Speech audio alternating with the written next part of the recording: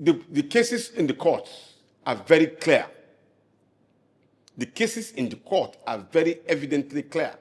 Today, with all due respect to our courts, they dance to the tunes of the government. And we are appealing to them. They have a country to save. I know there are good men in our law, in our judiciary. They are very good people. I just pray that the goodness of those particular men overshadow those who are giving them a bad name. Yes, everybody needs money, but don't take money that will hang your truth. You should be able to explain. So I appeal to all our law enforcement agencies. We have a country to save. Don't think that probably whatever it is that you are doing today, because you are earning a lot of money, will survive you. No. I'm not sounding philosophical here, and I'm probably sounding religiously. No. It's a fact. Take an indices of those who are rich, who are in position of power. I was just analyzing Gaddafi a while ago. Mama Gaddafi did extremely well for his people. But look at the way they killed him, like a rat. So anything can happen to you. And you have a double jeopardy because God will punish you at the same time after you've left. So why don't you just try and protect yourself now? Do the right thing. Governance is not because you want to enrich yourself. No. Governance for you to protect the people and hope that God will forgive you and put you in paradise. People think that it doesn't exist. It does. We have a nation to save. Look, maybe people don't already understand the quantum of the situation in which we are. Maybe people don't understand. I'm talking about a situation where all of us as a nation depend on the two-edged sword to survive, being thrown at us in the middle of the sea. That if one person can hold it and we survive, all of us are alive. That is the situation in which we are. At this point in time, people should not start thinking that probably any of them can survive this. No. We should work together as a team to save this country. We have leaders who are, with all due respect, criminally minded, and they don't care. They don't care whether you survive or not, as long as they are surviving. The country is going down. We are sinking like Titanic ship. We are sinking at a fast rate. So everybody should try as much as you can to help us in fighting. So a nephew or any other person should not join in this particular action. He should not. Because if he does, there's a very possibility that he may not be able to go back to his own family. Because the people will revolt against him, not even me. The people will revolt against him, no matter what he makes out of this particular situation, no matter how much money he makes, it will finish. We've seen people like that. It will finish and you will not have anything to refer back to. But has the party tried to reach out to him to say... The party members are doing everything possible. But I'm even speaking to his conscience. I'm even speaking directly to his conscience. But he said Nigerian politicians don't have principles. Then if what about him himself? You're talking about yourself. When you are in your grave, I'm not sharing your grave with me. It is me and me only. If I'm in that grave, it's 6 feet. In Islam, the more I died now, next minute they have buried me. And when they buried me naked the way I come. The clothes that they buried me with is just white, as him as a Muslim. It's just white. And the white will be shared, will open, so that my body will be touching the ground. Justice starts immediately in that grave. Maybe for some people don't know. The justice on you starts immediately in that grave. They will be asking you questions. What did you do when you are given opportunity to live? Did you justify the cause of what you are doing? If you refuse to answer by your mouth, every part of your body will be responding and in writing. I'm giving you the Quranic position, confirmed from any malam. The Nigerian politicians, are they not aware? All of them are aware. The other Christians are... All of them are aware. All of them are aware. But they think it's a joke. They think it's a joke. All right. You accuse the APC government sometime of pushing through certain clauses in the 2026 Electoral Act ahead of the 2027 elections. You argue that these things had potentials of them manipulating it. Can you probably give us an insight into one or two of such clauses and how you think the APC is likely to manipulate it to retain power. We talked about the issue of electronic reportage of the elections.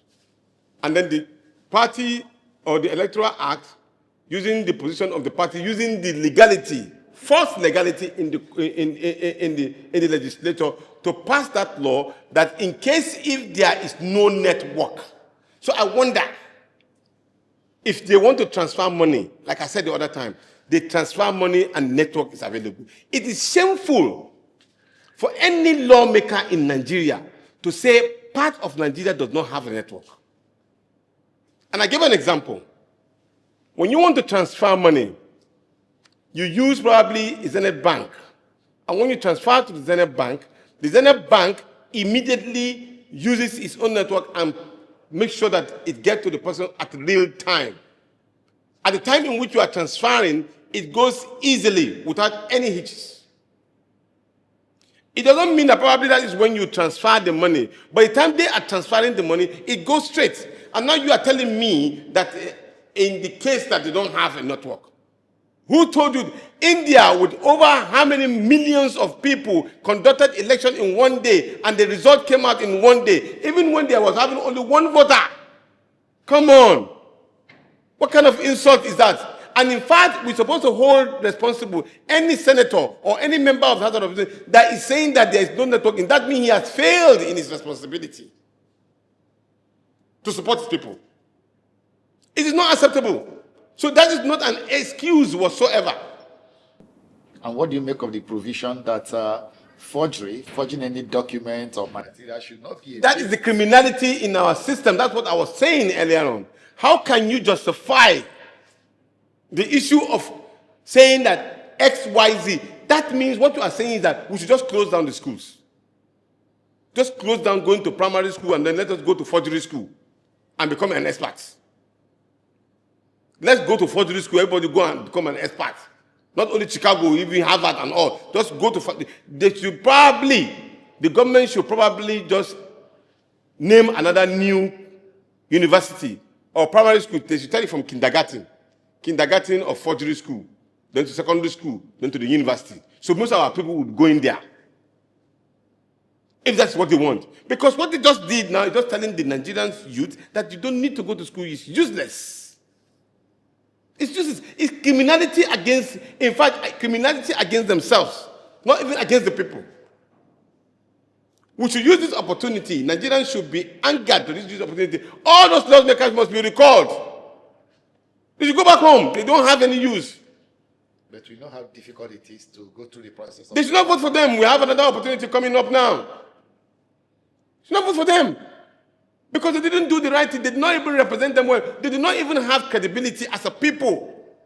Integrity was completely lost. You will want to cry when you hear your own lawmakers supporting heinous crime against your own state. And yet, these are the same people that will use our own money, our own taxpayers' money, enrich themselves, put money in their own, use the best cars, neglecting even our locally produced cars like Innocent and the rest of them, use the best cars, then send their children to go to abroad and go and learn. They send them to Harvard and all. And then they come back again and govern us. Are we slaves?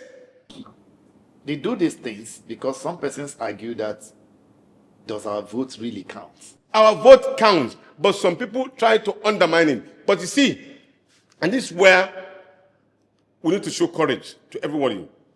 I had an opportunity, maybe because I was an IPAC chairman and I interviewed some of the INEC staffs. And they told me that, sir, nobody will rig election if you have full agents covering and the people are there. And I tend to agree with them. And that was why, when I became the national coordinator of the BDM movement, I told all of my people, from day one, I said it, every ward, every polling unit, we must have less than 10%. That was why I call it Operation 10-10. Because the more you have people around the polling unit, the more you protect your vote. It's a simple exercise. 10 people protecting, apart from people voting. 500 people are expected to vote at each polling unit. 500. Mostly we don't get more than 200, 100, the highest we get.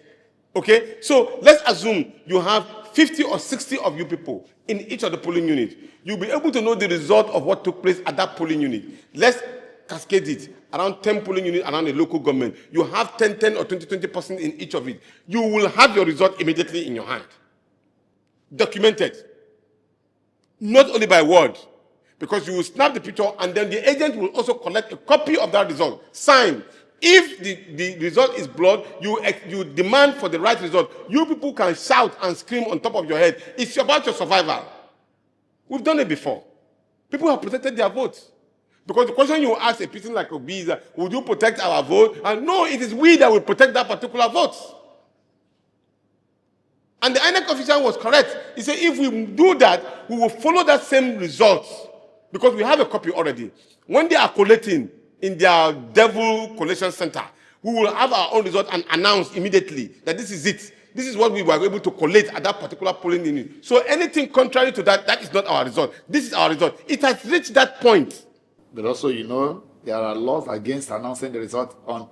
No, unless if it's not verified result by INEC, we post the way they are posting. Let them contradict it. We post it the way they are posting it.